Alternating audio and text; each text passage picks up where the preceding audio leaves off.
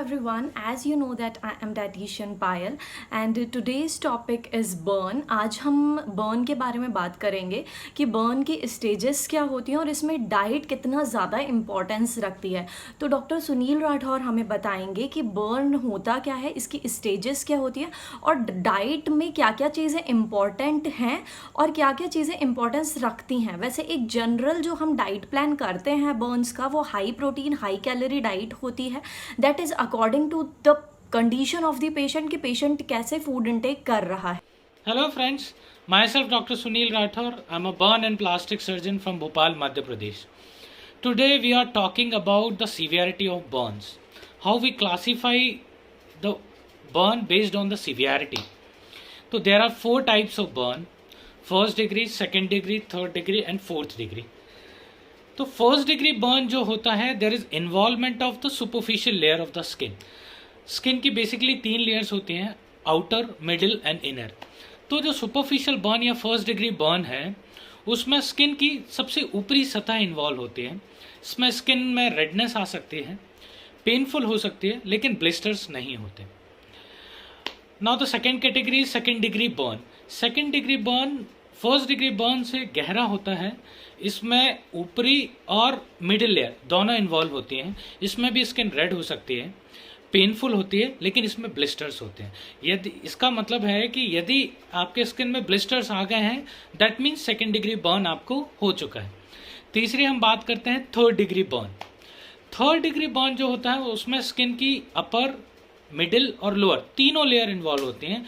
That means full thickness skin burn होता है ये। इसमें स्किन का कलर कंप्लीट वाइटिश या ब्लैकिश हो सकता है, या स्किन कम्प्लीटली चार्ड हो जाती है। उसमें ब्लिस्टर्स हो भी सकते हैं और ब्लिस्टर्स नहीं भी हो सकते हैं। मोस्टली जो थर्ड डिग्री बर्न्स होते हैं वो पेनलेस होते हैं।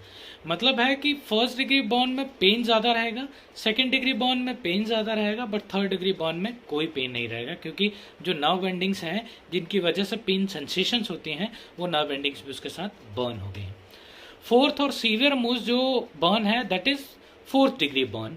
इसमें स्किन की तीनों लेयर इन्वॉल्व होती हैं, साथ में स्किन के अंदर जो मसल और जो बोन है उनका भी यदि इन्वॉल्वमेंट हो जाता है तो इसे हम फोर्थ डिग्री बर्न बोलते हैं। ये जनरली इलेक्ट्रिक बर्न्स में देखने को मिलता है, क्योंकि हाई वोल्टेज करंट वाले जो बर्न होते हैं वो फुल थिकनेस स्किन को भी इन्वॉल्व करते हैं और अंडरलाइंग मसल और बोन्स तक भी इन्वॉल्व हो सकते हैं इन बर्न्स में। तो फ्रेंड्स, आज हमने जाना कि डिग्री ऑफ बर्न्स क्या है, कैसे हम पता लगा सकते हैं कि हमारा जो बॉडी में बर्न हुआ है उसकी सीवियरिटी क्या है। तो अब डाइटिशियन पायल आपको बताएंगे कि इन बर्न्स की हीलिंग में डाइट का क्या इंपॉर्टेंस है। Apart from the medications, the most important thing in the treatment of burn is diet. किस तरह से हाई प्रोटीन डाइट आपके बर्न वुंड्स की जो हीलिंग है उसको इम्प्रूव करेगी। Bye bye. So high protein diet is very important for burn patient। High protein diet जैसा कि हमें सर ने बताया बहुत ज़्यादा ज़रूरी है और बर्न में बहुत यूज़फुल होती है। इसके साथ साथ हाई कैलोरीज का मतलब है जो रोटी आप अच्छे से खा सकते हैं और पूरा खाना आप अच्छे से खा सकते हैं। बर्न्स पेशेंट को कोई भी रिक्वायरमेंट नहीं रहती है कोई भी डाइटिंग टाइप डाइट लेने की, क्योंकि जब हमें वुंड होता है, जब हमारे शरीर में घाव होते हैं, तो जितना अच्छे से पेशेंट खाना खाते हैं और जितना अच्छे से कैलोरी इनटेक होता है और रेस्ट होता है, मतलब सोते अच्छे से हैं, तो उनका वुंड का रिकवरी रेट जो है वो फास्ट हो जाता है, मतलब घाव जल्दी जल्दी ठीक होने लग जाता है।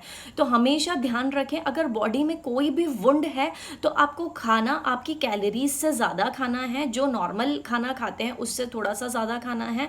और always frequent meal is very important, frequent meal ही रखनी है। इसके साथ साथ कुछ सप्लीमेंट्स आते हैं मार्केट में जो आप ले सकते हैं, जो कि डॉक्टर या डाइटिशियन ही डिसाइड करेंगे कि कौन से सप्लीमेंट आपको लेने हैं।